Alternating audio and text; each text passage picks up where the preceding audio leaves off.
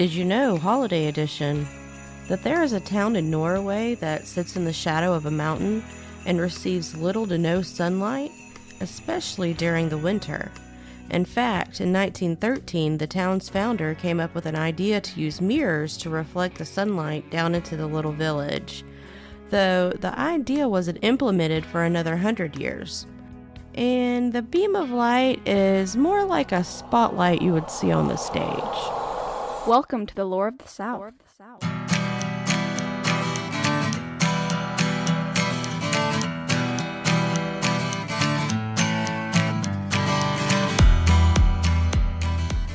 Follow the show on social media to keep up with what's going on and to see pics that go along with each episode. Search for Lore of the South on TikTok, YouTube, Instagram, and Facebook. Welcome back to Lore of the South with me, Kelly Cruz. How the heck are y'all doing? It's here, y'all. It's Christmas, and this is the Christmas episode. Are y'all having a good Christmas? I hope y'all are. It's quieted down around here. We had Hayden's girlfriend came to visit, and they have gone back to Louisiana for Christmas, and our youngest is out running the roads. And it's really just like, I guess it's kind of a transition year because our kids are all like pretty much grown up now. It's kind of weird. Something new to get used to. What else do we have to talk about? Do y'all go all out for one of your decorations? This year, let's see, we only have 2 trees. There's been as many as 4. I think 4 was the top. But this year it's just 2. We got a kitchen tree and our big tree in the living room. And I love seeing all of it, and the lights are so cheerful, especially when you have, the sad. And I have to mention that every stinking episode this time of year. But the pretty lights do help. And what else? I'm kind of just going off the cuff with this because I wrote this part of the podcast like several weeks ago. And it's out of date now. So I'm rambling. But anyways, okay, speaking about the sad stuff. I found this girl. She came up on my For You page on TikTok, and it is hilarious. She dresses up like this Little House on the Prairie character and stumbles around in the dark with a candle and talks about how she has seasonal dysentery and it's the end of the world and the wolves are at the door, and it is hilarious. So I'll have to post those on our social media. It cracks me up. And I now call sad seasonal dysentery, and people look at me like I'm crazy, but I find it funny. So how about we literally dig up some history-making news?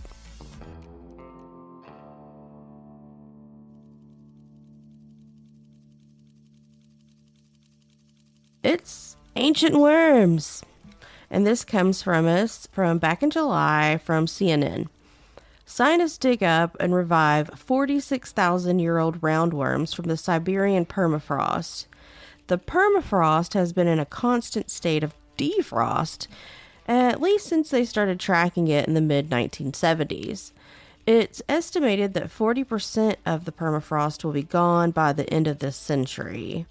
But I digress. Back to the ancient worms. 2 of the samples, also known as roundworms, were defrosted there on site by just placing them into some lukewarm water. One of the lead scientists carried around 100 worms home in her pockets to do further experiments on. Can you imagine going through customs trying to get home to Germany with your pockets full of ancient frozen roundworms? I mean, this sounds like the beginning of a horror movie, right? So the doctor goes home and divides up 100 roundworms, and that probably one time lived in the belly of a woolly mammoth.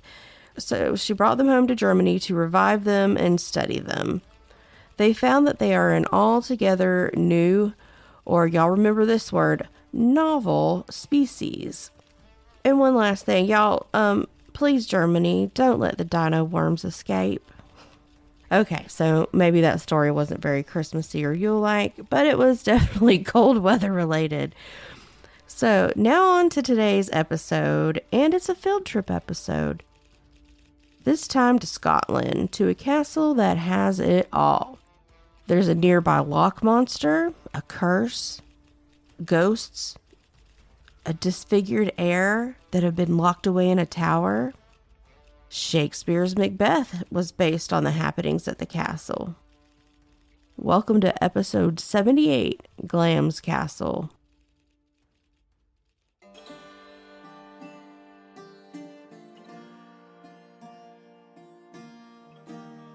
I have been waiting for so long to do this one. Even though it's not a southern tale, it's a good one. And we're going to start like we always do at the beginning. I'm looking at a picture of Glamis as I write this. It's a very inspiring building, maybe one of the most castle-y castles I have ever seen. It has turrets upon towers upon turrets, soaring walls that are 16 feet thick. It's gorgeous, and it reminds me a little bit of Hogwarts. It's also ranked as one of Scotland's most beautiful castles. It lies between the North Sea and the Grampian Mountains, near the town of Angus. It's said that the first lions came to the British Isles with William the Conqueror in 1088. Then over the course of the next 300 years, the family made its way further north into Scotland. It was in Scotland that the Lyons family was first granted land in the 1300s to begin the building of Glamis Castle. It was in 1372 that John Lyons was made landowner or thing by Robert II of Scotland. I want to say he was one of the first Stuart kings, also a relation to Robert the Bruce.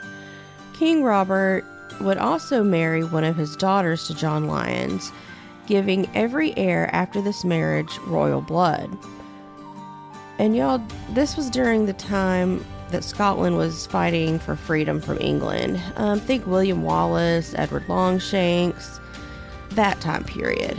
But we're talking about Glamis here, and not every famous historical figure alive at this time. So the square tower is the oldest bit, and then the other structures you can see in the pictures that I'll post were added in the 15th century. Then in 1445, the English peerage came calling, and old Lord Lyon's grandson became the first Lord Glamis. As with most famous or infamous Scottish families, they all came with feuds. The Lyons' most ancient feud was with the Lindsay clan. The second oldest feud was with Clan Douglas. In fact, the first Lord Glamis was married to Janet Douglas to try and settle an old feud.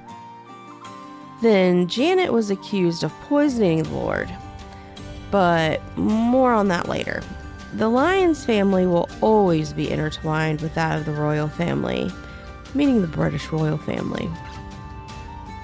The 9th Lord Glamis accompanied James VI of Scotland and 1st of England down to London for his coronation. James I then creates the earldom of Kinghorn, so the 9th Lord is now the 1st Earl. So are y'all seeing the rise in the power here in the Lyons family? Now we're fixing to move into more dark time, the Cromwell years. He closed the pubs, he canceled Christmas, and he housed his troops in Glamis. When the 3rd Earl tried to return to his residence, once they had a king back on the throne, the Earl found the castle in what he deemed uninhabitable state. So a grand remodel went on from 1670 to 1689. It was the 9th Earl that introduced the Bowes to the Bowes-Lyons name, when he married Mary Bowes, a coal heiress, in 1767, and it was part of their marriage contract per Mary's father that they keep the Bowes part of the Bowes-Lyons, and Bowes had to go up front. So, and that's how they became the Bowes-Lyons family. Y'all, I have covered a lot of history here, and we have still skipped a ton. There's so much, but here's a sample of a few people that have stayed at Glamis Castle over the centuries. Every Stuart monarch stayed there. Mary Queen of Scots stayed the night. So many clashes between clans. There's ancient standing stones here with Pictish or runic like carvings on them. It just seems like a place where magic could happen. Those old stone walls just absorbing all that energy, over 1,000 years of it. Okay, so let's get back to our castle history. Then we'll get into our ghosts. In the 1700s, another round of renovations happened, and the whole west wing was pulled down and redone to a more modern style. If we fast forward a couple hundred years, things start to get more interesting again. Elizabeth Bowes-Lyons, the one-day Queen Mother, future wife of King George VI, and mother to Queen Elizabeth II, called Glamis homes. It's even where she chose to give birth to Princess Margaret. So once again, the old Lyons family was pulled back into the throne room, and that ancient connection renewed. Now for the creepy stuff. We know this place is old, it's ancient, and it has seen a lot. It's believed that at least 2 Scottish monarchs were murdered where Glamis now stands, King Malcolm and King Duncan. King Duncan being who Shakespeare's Macbeth murdered on its grounds. And the sounds of fighting and scuffling can still be heard and sound like they're coming from flagstone-covered floors, though the floors in this area were long ago covered by wooden floorboards. It's in this room named after King Malcolm that all of these riotous sounds come from. It's also in this room that if the floorboards were ever to be lifted, you might still be able to see strange stains on the flagstones hidden beneath those boards. The claim is that the stains come from a Scottish king, and his blood will forever stain the ground where he fell. So after centuries of trying to clean and hide that notorious spillage, they finally gave up and covered over the bloodstains with the wooden floors you will see there today. Malcolm's ghost still roams the old halls of Glamis, and from what I've read, he likes to spend his eternity opening and loudly closing doors in the dead of night. Then come the Lindsay clan. The Lyons and the Lindsays were at odds. They were feuding, if you will, and as these things go, well, let's put it this way. Y'all start thinking like red wedding with less red and no wedding. It was a cold and stormy night, and the Lindsays got caught out in it, away from their lands. So they ate a bit of crow and come to the door of Glamis. The Earl is called down to see who could possibly be at his door. To his surprise, it was his current enemy, quite a few of his enemies' kin, in fact. Oh, and here's a little aside here, y'all. In this time, people took hospitality to the nth degree. You should be kind to strangers, give them food and shelter. You never know who they might be, right? So he welcomed them in, fed them, gave them drink. All the while, the lord of the castle was plotting.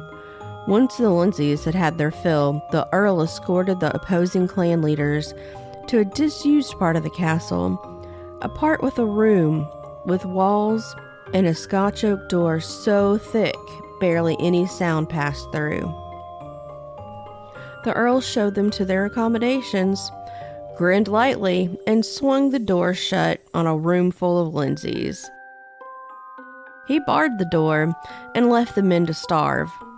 For the first days, banging could be heard coming from the door, but over the course of the next couple of weeks, the sounds became faint and fainter, until there was nothing. And when the Earl no longer heard any sounds coming from the barred door, he had some masons come in and break up the doorway so that it looked like the room never even existed. Moans and other sounds of despair, faint sounds of rapping on doors that no one can see, can still be heard today. Then we have our Grey Lady. She is seen the most often in the castle's chapel. It's supposed that this Grey Lady is no other than the Lady Janet Douglas Lyons. Janet was part of the Douglas clan, who had always been at odds with the Stuarts.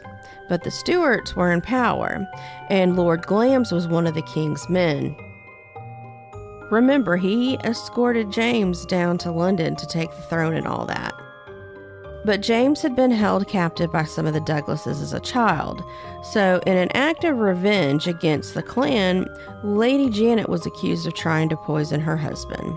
She was also accused of witchcraft and treason. She was burned at the stake on July 17, 1537, with her young son watching on.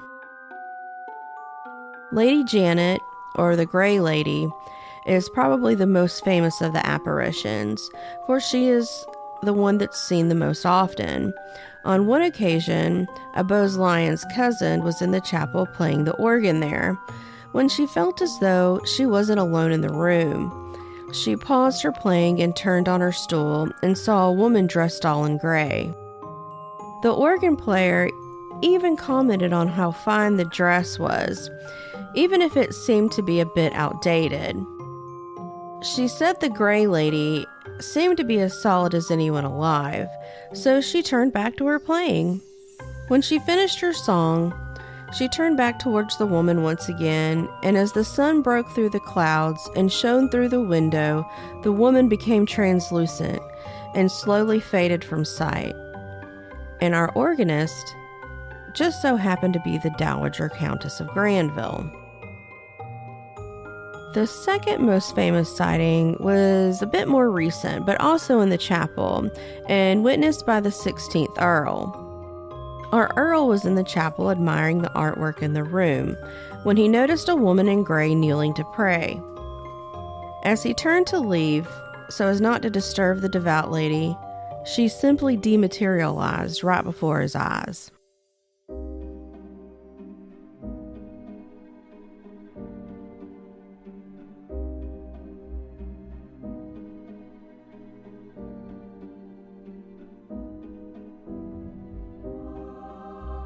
All right, one more story. We gotta save some of these for the Patreon supporters. This one is an old one, and it's lost to time as to which Earl this happened to, but he was one of the Earls with the nickname of Beardy, and apparently there were several of them. Beardy loved nothing more than to drink and to gamble, and he was also known for his temper and hell-raising. It was getting late in the hall, and Beardy's companions were all dropping like flies from too much drink and, of course, the late hour. His guards and servants both were nodding off in corners. Y'all, this is how I picture it.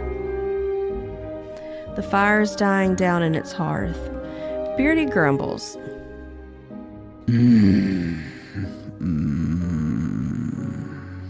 And kind of comes to from his end of the hall table.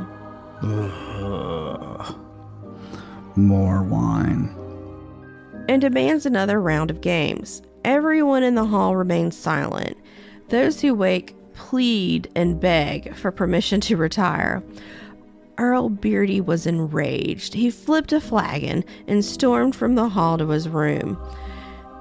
The servants that were in the hall scrambled after him to see him slam his door, then yells, seemingly to no one, I'll drink with, play with, and beat the devil himself. It grew quiet, so the servants felt safe to go about their nightly routines. That's when the Earl hears a knocking on his chamber door, and a deep voice on the other side says, Do you fancy another game and a drink? The Earl staggers to the door and wrenches it open. But I have no one to describe here. There is no description of the devil at Glamis. But there was quite a ruckus coming from the Earl's room, and this brought forward a crowd of servants to the door again. They listened for signs of what was going on in that room. They heard glassware clinking, cards shuffling, and even the crackle of the fire in the hearth. And inside the room, that's exactly what's going on. The devil himself was playing cards and drinking with the Earl. They played game after game, and Earl Beardy just kept winning. That's when the devil upped the stakes. A contract appeared out of thin air. Y'all picture those movie scenes with the glittery parchment fluttering towards a scarred tabletop. The devil flicks the corner of the parchment with a nail. He looks to Beardy and says, Now for the ultimate prize, your soul. Beardy raised an eyebrow at this, but his confidence and alcohol levels were high. He looked at the devil and said, Where do I sign? with an outstretched hand waiting for a quill to be placed in it. The devil, quick as a flash, reached into his sporran, and it wasn't an ink and quill that he pulled forth, but a dagger. And the son of the morning star slashed faster than any mortal could see, the palm of Lord Beardy's hand. The Earl's palm welled with blood and spilled onto the parchment under it. As soon as the blood splashed onto the page with a sizzle, a charge filled the room, and the parchment disappeared into flames that quickly extinguished themselves. The Earl's palm healed right before his eyes, leaving only a scar behind, a reminder of this night. The drunk lord sat heavily back down into his chair. The old tempter Satan himself slid gracefully and silently back into his, and the final round of card playing commenced. Some of the servants in the corridor were dozing again against walls, but others stayed quite alert, waiting to charge in if their lord required attention or backup. Back in the chamber, cards were being magically dealt. One final hand. One final hand. The play went on and on. The devil liked to toy with his prey. He'd let Beardy feel like he was making headway, only to snatch it back. Hours went by. Dawn was starting to creep over the horizon. And that's when the devil showed his hand, and the Earl was beaten. There was a great roar in the fireplace. Flames shot up the chimney and out the smokestack. The Earl also let out a roar of anger. Ugh, I've been tricked. He bellowed. At this, one curious footman put his eye to the keyhole in the door. And at that same moment, the Earl heard the stranger say, Smite that eye. As he pointed at the keyhole. The man on the other side of the door let out a shriek of pain, falling back, both hands clutched over an eye. The Earl let out another shout of protest. No! But Old Scratch just twirled a finger in the air, and before Beardy, the magical parchment reappeared. The blood splatter had formed itself perfectly into the Earl's signature, right there at the bottom, just like he had seen before. The Earl gasped, and he fell back again. The devil pointed a long nail at the parchment under the Lord's signature, and the letters L-U-C-I-F-E-R, Lucifer, appeared in glowing script. With that, the parchment rolled itself up again and disappeared into thin air. The devil gave a wide, toothy grin, snapped his fingers, and disappeared. The fire returned back to the glowing embers. The glasses and booze were all set to rights. The Lord was left to ponder his fate. Would he change his ways? When would the Dark Prince return for him? Earl Beardy lived for several years more, still drinking, raging, and gambling the years away. When Beardy was old and bedridden, Old Scratch did return, but only the Earl could see him, and the Earl went to his death screaming for mercy. It said that the Earl's soul will forever be the devil's card partner in the fiery depths of hell. Well, Merry Christmas! Side notes, y'all. Did y'all know that Queen Elizabeth II and Princess Margaret were both born by C-section at home? Y'all, I learned about this while researching for this episode. Apparently, the Queen Mum's labor was 30 hours long with Queen Elizabeth II, and she was breech, so she had to have a C-section, which meant that Margaret had to be born C-section. And it's kind of cool that the Queen Mother had Margaret at Glamis, even though it was a C-section, which is crazy to be having in a 1,000-year-old castle. But, you know, I digress. Now let's see what else. What else did we talk about that we need to clear up some info? Okay, the Gray Lady, Janet Douglas. She was cleared for her husband's death. She had even remarried before James caught up for the final time and had her burned at the stake. And y'all, they were doing a lot of walling people up in this place. Like, I'm surprised that there's any rooms left of how many people were walled up here. Between the hidden heir, the Lindsays, and then there was some stuff that I didn't even cover because I'm going to save it for the Patreon, because there was so much out of this castle. It's wild. What else do we need to cover? We still have to do our oldest building by state, and we have a contest winner, y'all. Someone was nice enough to leave us a review, 5-star written review, and it was very sweet, and I will read it out after I do the oldest building by state. And where are we? South Carolina and South Dakota today, and I hope I got this right, y'all. And as always, it's brought to us by the Discoverer blog. Oldest building in South Carolina is the Middleburg Plantation. The old place began in 1693 by an early French settler, Benjamin Simmons. And then now we have the South Dakota place, and her oldest building is in Citations, and it was built in 1864 and was used as a fort. It's now a state park, and you too can go and visit it if you like. All right, now for our 5-star review winner goodie bag. This one is titled Hooked. I found this podcast in a general search for lore and folktales and have been hooked from the first episode. I am listening through them all, and they are perfect in getting me through my workday. Kelly is a great storyteller and does her research to share these stories. As a northerner with southern roots, it is fun to hear stories of some familiar and not so familiar stories and places. Thank you, Tara Chanel, and I hope I am saying your name right. Get in contact with us. Email the show, loreofthesouth@gmail.com, so I can get your information and we can mail out your little goodie bag. And let me tell y'all, just a few kind words mean so much. I really do appreciate it, and I hope you like your little goodie bag.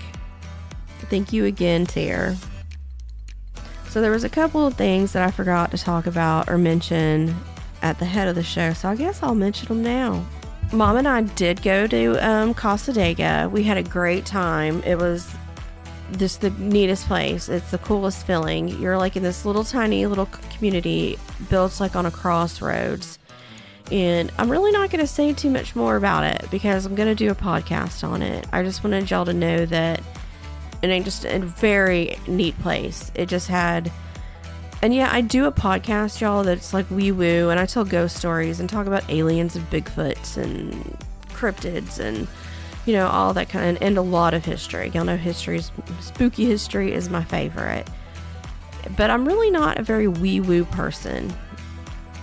But this place, yeah, like kind of gave me a little wee-woo feeling. It had a vibe to it. And I've only ever been to maybe a couple other places in my life that had that kind of feeling.